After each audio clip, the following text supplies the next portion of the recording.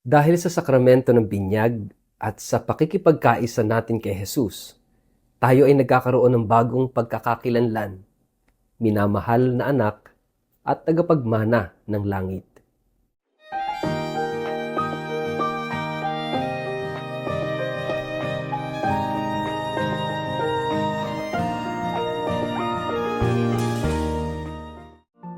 Ang mabuting balita ng Panginoon ayon kay San Lucas. Nananabik noon ang mga tao sa pagdating ng Kristo at inakala nilang si Juan mismo ang kanilang hinihintay. Dahil dito, sinabi niya sa kanila, "Binabautismuhan ko kayo sa pamamagitan ng tubig, ngunit ang darating na kasunod ko ay magbabautismo sa inyo sa pamamagitan ng Espiritu Santo at ng apoy. Siya'y higit na makapangyarihan kaysa sa akin, ni hindi man lamang ako karapat-dapat na magkalag ng sintas ng kanyang sandalyas."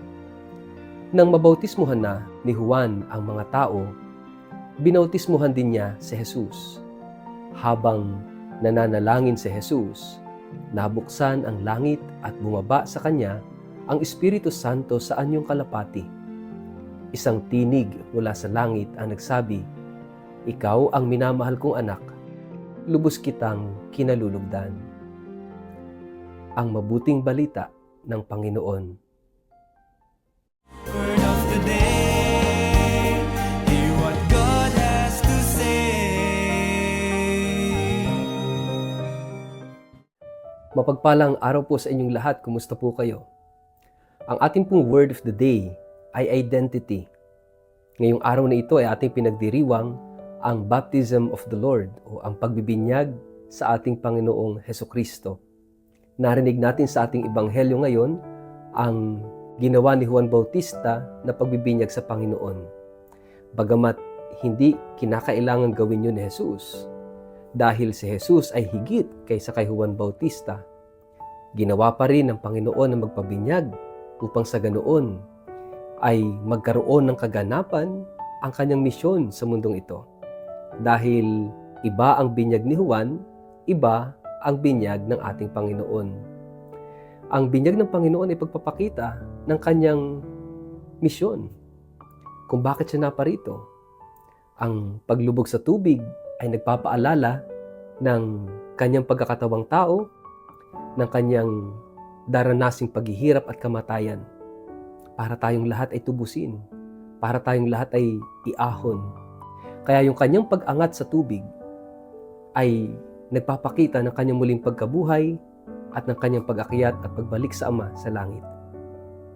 Kaya nga ito ay pagpapakita pa rin at pagpapakilala pa rin ng ating Panginoon tungkol sa kanyang sarili, sa kanyang misyon, at pagpapahayag sa atin na siya ang anak ng Ama, minamahal na anak ng Ama na labis niyang kinalulugdan. Mahalagang makita rin natin yung binyag natin, at yung binyag naman natin ay pakikipagkaisa natin kay Kristo. Ito yung sinasabi nating incorporation in the body of Christ. Sa pamamagitan ng sakramento ng binyag, tayo ay nagkakaroon ng panibagong pagkakakilanlan. Siguro, madalas nating naisip, ano ang pagkakakilanlan ng tao? Ano yung identity ko as a person? Mga kapatid, always remember that from the moment na ikaw ay bininyagan, nagkaroon ka ng bagong identity. At ano yung identity na yon? Una, tayo ay naging images of Christ, imago Christi. Tayo ay naging wangis ni Kristo, and that is our new identity. Wangis ni Kristo. Hindi exactly si Kristo, kundi wangis ni Kristo. Kaya nga, sinasabi madalas ng ating Panginoon ko ano ang gawin natin sa ating kapwa, ginawa natin sa Kanya. So makikita natin dito yung theology of incorporation. At yan ay nagaganap sa pamamagitan ng sakramento ng binyag. At dahil tayo ay wangis ni Kristo, tulad ng narinig natin sa ating ebanghelyo, na si Jesus ang minamahal na anak ng Ama, na labis niyang kinalulugdan.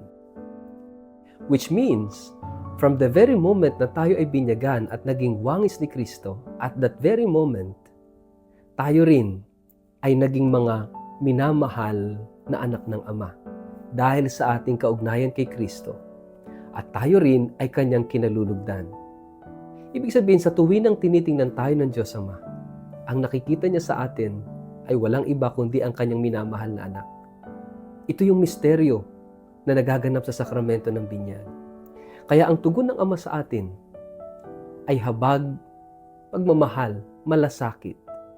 Dahil ang nakikita ng Ama sa atin ay ang kanyang anak na si Jesus. At tayo kanyang kinalulugdan. Sa kabila ng lahat, tayo ay mahal ng Diyos. Ito yung sinasabi ni San Pablo na wala nang makapaghihiwalay sa atin sa pag-ibig ni Kristo. Kahit ano, paghihirap, kagutuman, pag-uusig, kahit nakamatayan, wala nang makapaghihiwalay sa atin sa pag-ibig ng Diyos, sa pag-ibig ni Jesus. Kaya nga napakalaking biyaya ng sakramento ng binyag. Tayo nagiging wangis ni Jesus. Pangalawa, tayo nagiging mga adopted sons and daughters of God. Nagiging mga anak ng Diyos. Dahil tayo wangis ni Jesus, dahil sa ating kaugnayan kay Kristo, tayo nagiging mga anak ng Diyos. That's the only way for us.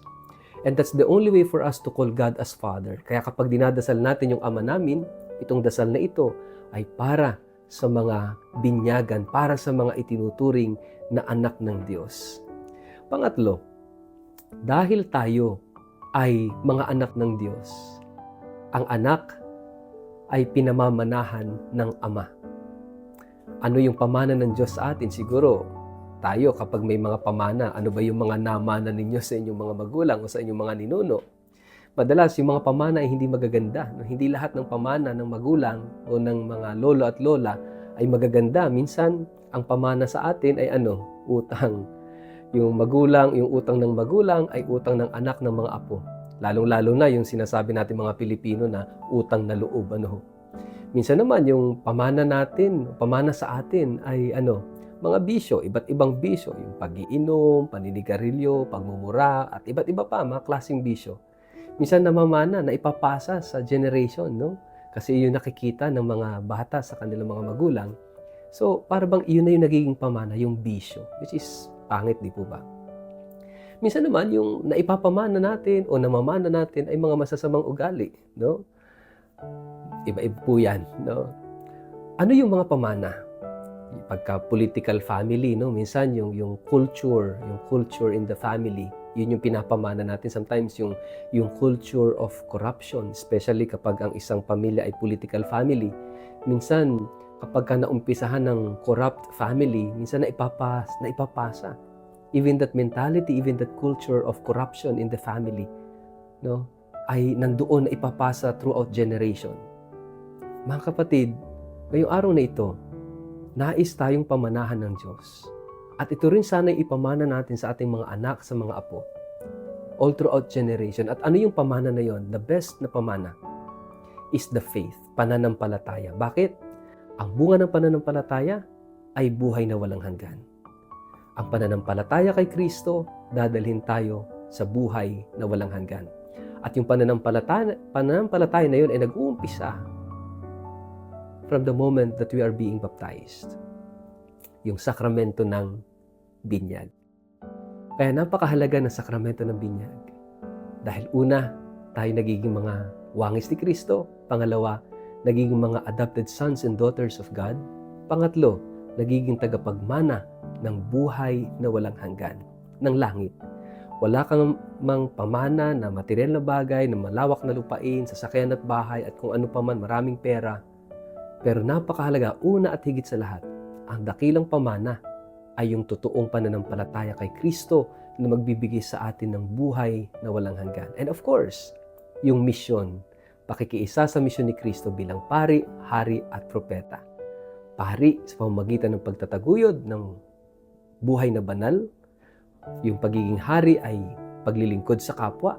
Pagiging propeta ay pagpapahayag ng pag-ibig ng Diyos sa salita at sa gawa. Mga kapatid, sana po pahalagahan natin ang sakramento ng binyag. Sa ngalan ng Ama, at ng Anak at ng Espiritu Santo. Amen. Ama naming Diyos, salamat po sa biyaya ng kaligtasan na dulot ng pagkakatawang tao ng iyong anak, ng kanyang pagpapakasakit, kamatayan at muling pagkabuhay na aming tinatanggap ngayon sa sakramento ng binyag. Salamat sa biyaya ng kaligtasan at pagmamahal na kaloob mo sa amin. Amen. Pagpalain po kayo at ingatan ng makapangyarihang Diyos, Ama at Anak at Espiritu Santo. Amen.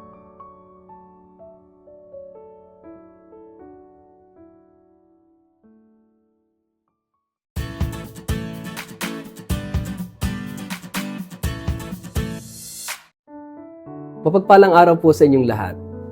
Inaanyayahan ko kayo na makibahagi sa isang natatanging pilgrimage sa Eastern Europe bilang bahagi ng Jubilee of Hope. Isang pagkakataon po ito upang mapalalim ang ating pananampalataya, mas lalo pang mapalapit sa Diyos at maranasan ang mayamang kultura at espiritualidad ng mga bansang ito. Ang mga tampok na lugar na atin pong bibisitahin, unay ang Sanctuary of the Divine Mercy at Shrine of St. John Paul II sa Poland. Tuklasin natin ang kahulugan ng awa ng Diyos sa pamamagitan ng pagdalaw sa mga lugar na ito kung saan isinilang at naglingkod ang Santo Papa ng awa si St. John Paul II. Pangalawa, ang debosyon sa Infant Jesus of Prague o Santo Niño de Prague na matatagpuan sa Czech Republic. Palalimin natin ang pananampalataya sa pamamagitan ng debosyon sa banal na sanggol na si Jesus, na kilala sa pagpapagaling at pagbibigay ng mga biyaya. Ikatlo, yung Marian devotion sa Medjugorje sa Bosnia and Herzegovina. Damhin po natin dito yung kapayapaan at mga mensahe ng mahal na Birheng Maria sa lugar na ito ng debosyon at mga himala. At marami pang mga simbahan at santuaryo sa Austria, Czech Republic, Slovenia, Croatia at Bosnia and Herzegovina.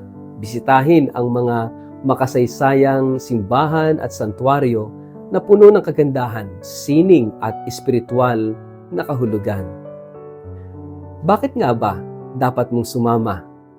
Dahil una, ito'y isang bihirang pagkakataon upang mas lalong mapalapit sa Diyos sa pamamagitan ng panalangin at pagninilay. Makasama ang iba pang mga mananampalataya ang nagnanais na lumago sa kanilang espiritual na buhay. Siyempre, ikatlo, tuklasin ang mayamang kasaysayan, kultura at pananampalataya ng mga lugar na ating bibisitahin. At para po sa mga interesadong sumama, agad na makipag-ugnayan po sa 0917-5860141 o 0917-823-8461. Huwag po nating palampasin ang natatanging pagkakataong ito upang maranasan ang biyaya at inspirasyon ng Jubilee of Hope. Halina po at maglakbay, magdasal at magdiwang ng pananampalataya natin sa Diyos.